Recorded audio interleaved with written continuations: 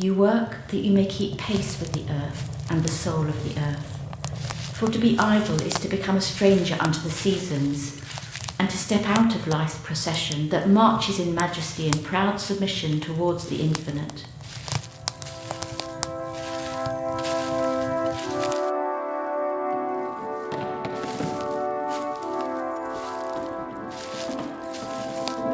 When you work, you are a flute, through whose heart the whispering of the hours turns to music.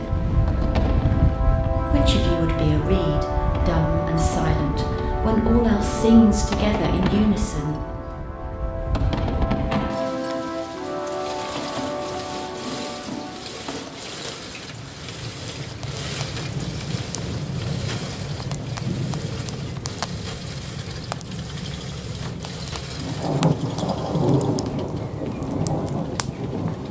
When you work, you fulfill a part of Earth's furthest dream, assigned to you when that dream is born. And in keeping yourself with labour, you are in truth loving life. And to love life through labour is to be intimate with life's inmost secret.